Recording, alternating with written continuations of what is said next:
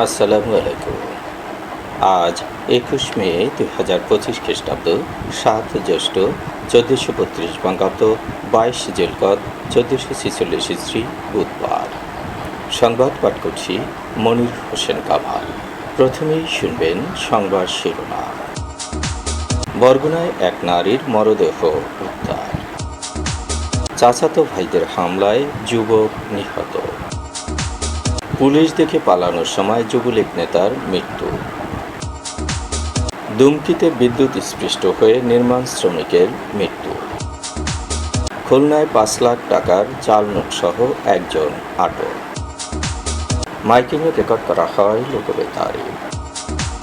শুনলেন সংবাদ শিরোনাম, এবার বিস্তারিত। বরগুনায় এক নারীর মরদেহ উদ্ধার করেছে পুলিশ। তার নাম রুজি আক্তার, বাড়ি এম বালিয়াতলী ইউনিয়নের মাইঠা গ্রামে। অনেক আগেই স্বামীর সঙ্গে তার বিচ্ছেদ হয়েছে। তিনি বরগুনার পশু হাসপাতাল সড়কে মোশাররফ হোসেন খানের বাসার দোতলায় ভাড়া থাকতেন। তার আত্মীয় স্বজনের সঙ্গে কথা বলে জানা গেছে, রুজি সুদের ব্যবসা করতেন। বাসায় একা থাকলেও বিভিন্ন লোকজনের আসা যাওয়া ছিল। তার পুত্রবধূ জাকিয়া জানিয়েছেন, সর্বশেষ সোমবার রাতে মোবাইলে রুজির সঙ্গে তার কথা হয়েছে। ধারণা করা হচ্ছে, সোমবার রাতের কোনো এক সময় রুজিকে হত্যা করে টাকাসহ মালামাল লুট করা হয়েছে। আজ দুপুরে রুজির লাশ ওই বাসা থেকে উদ্ধার করা হয়। অন্যদিকে লেমুয়া খাজুরা গ্রাম থেকে নাইম নামে এক যুবকের মরদেহ উদ্ধার করেছে পুলিশ। একটি ডোবায় তার মরদেহ পড়েছিল। গত ৩ দিন ধরে নাইম ছিল নিখোঁজ। সে ছিল মৃগীরূপী। ঝালকাঠি শহরের কৃষ্ণকাঠি এলাকায় জমিজমা সংক্রান্ত বিরোধের জেরে চাচাতো ভাইদের হামলায় সমীর মল্লিক নামে এক ব্যক্তি নিহত হয়েছে। মঙ্গলবার দুপুরে ওই এলাকায় এ ঘটনাটি ঘটেছে। নিহত সমীর মল্লিক কৃষ্ণকাঠি এলাকার বাসিন্দা। তার বাবার নাম আমজেদ মল্লিক। পেশায় তিনি একজন সার্ভেয়ার। পারিবারিক জমি নিয়ে দীর্ঘদিন ধরে তার চাচাতো ভাইদের সঙ্গে বিরোধ চলছিল। এর জের ধরেই হামলার ঘটনা ঘটেছে। সমীর মল্লিকের স্ত্রী রুমা বেগম জানিয়েছেন, দীর্ঘদিন ধরে চাচাতো ভাই বাবুল মল্লিকের সঙ্গে জমি নিয়ে বিরোধ ছিল। এরই জের ধরে চাচাতো ভাই বাবুল মল্লিক জমি দখল করে সেখানে বেড়া দেয়। সেই খবর শুনে কর্মস্থল থেকে সমীর মল্লিক এসে বেড়া খুলতে যান। তখন বাবুল মল্লিক পেছন থেকে এসে শাবল দিয়ে মাথায় আঘাত করলে সমীর মল্লিক মারা যায়। এর আগেও ২০২৪ সালের জানুয়ারি মাসে সমীর মল্লিকের বড় ভাই রিপন মল্লিক জমিজমার বিরোধে খুন হয়েছেন। পুলিশ দেখে পালানোর সময় এক যুবলীগ নেতার মৃত্যু হয়েছে। তার নাম ফজল উদ্দিন ইমন। তিনি ছিলেন হবিগঞ্জের লাখাই উপজেলা যুবলীগের যুগ্ম আহ্বায়ক। মঙ্গলবার রাত 10টার দিকে এ ঘটনাটি ঘটেছে। ইমন তেগুরিয়া গ্রামের মৃত মিনহাজ উদ্দিনের ছেলে। মঙ্গলবার রাত 10টার দিকে তেগুরিয়া গ্রামের একটি স্টলে বসে চা খাচ্ছিলেন ফজল উদ্দিন ইমন। এ সময় পুলিশের গাড়ি দেখে তিনি দৌড়ে পালিয়ে এক আত্মীয়ের বাড়িতে ওঠেন। সেখানে বুকে ব্যথা অনুভব করছেন জানালে তাকে লাখাই উপজেলা স্বাস্থ্য কমপ্লেক্সে নেওয়া হয়। সেখানে কর্তব্যরত চিকিৎসক তাকে মৃত ঘোষণা করেন। পটুয়াখালীর দুমকিতে বৈদ্যুতিক মোটরের কাজ করতে গিয়ে বিদ্যুৎ স্পৃষ্ট হয়ে নজরুল ইসলাম নামে এক নির্মাণ শ্রমিকের মৃত্যু হয়েছে। আজ সকাল 10টায় দুমকি উপজেলার দক্ষিণ মুরাদিয়ার মাঝ গ্রামে এ ঘটনাটি ঘটেছে। নিহত নজরুল দক্ষিণ মুরাদিয়ার মৃত আমির হোসেন হাওলাদারের ছেলে। সকালে নারায়ণ ডাক্তারের বাড়িতে পানির লাইন দেওয়ার জন্য মোটরের কাজ করতে যান নির্মাণ শ্রমিক নজরুল ইসলাম। কাজ করার সময় বিদ্যুৎ স্পৃষ্ট হয়ে মারা যায়। খুলনায় ৫ লাখ টাকার জাল নোটসহ খোরশেদ আলম নামের এক ব্যক্তিকে আটক করেছে পুলিশ।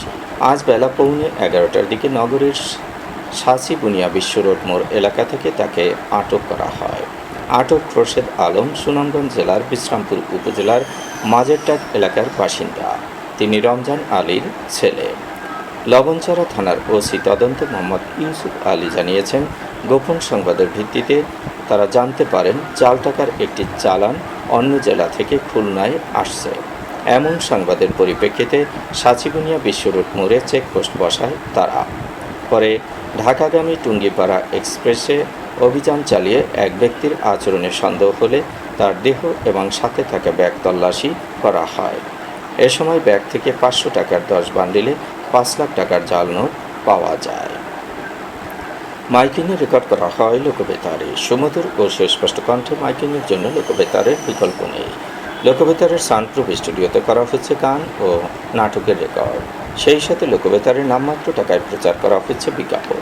15 সেকেন্ডের বিজ্ঞাপন প্রচারিত হচ্ছে মাত্র 500 টাকায়, 30 সেকেন্ডের বিজ্ঞাপন 1000 টাকা, 45 সেকেন্ডের বিজ্ঞাপন 1500 টাকা আর 1 মিনিটের বিজ্ঞাপন প্রচার করা হয় মাত্র 2000 টাকায়। নির্ধারিত টাকার বিনিময়ে প্রতিদিন কমপক্ষে 5 বার করে পুরো 1 মাস বিজ্ঞাপন প্রচার করা হবে। মাইকিং ও বিজ্ঞাপনের জন্য যোগাযোগ করবেন 0-7755564445 নম্বরে। এবারে শুনবেন আবহাওয়ার খবর।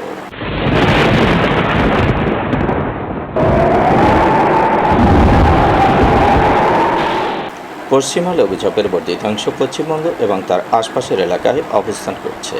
মৌসুমের স্বাভাবিক লঘুচাপ দক্ষিণ বঙ্গোপসাগরে অবস্থান করছে। সারা দেশে দিন ও রাতের তাপমাত্রা একরকমই থাকতে পারে। রংপুর, রাজশাহী, ঢাকা, ময়মনসিংহ, খুলনা, বরিশাল, চট্টগ্রাম ও সিলেট বিভাগের অনেক জায়গায় অস্থায়ীভাবে দমকা হাওয়া সহ বৃষ্টি বা বজ্রসহ বৃষ্টি হতে পারে। সারা দেশে দিন ও রাতের তাপমাত্রা সামান্য বাড়তে পারে। আজ দেশের সর্বোচ্চ তাপমাত্রা ছিল যশোরে 36.2 ডিগ্রি সেলসিয়াস এবং সর্বনিম্ন তাপমাত্রা ছিল সৈয়দপুরে 21.6 ডিগ্রি সেলসিয়াস।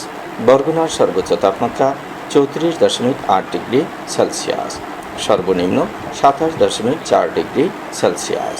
আগামীকাল সূর্যোদয় হবে ভোর 5:14। সংবাদ শেষ করার আগে শিরোনামগুলো আবার পড়ছি। বরগুনায় এক নারীর মরদেহ উদ্ধার। চাচাতো ভাইদের হামলায় যুবক নিহত। পুলিশ দেখে পালানোর সময় যুবলীগ নেতার মৃত্যু।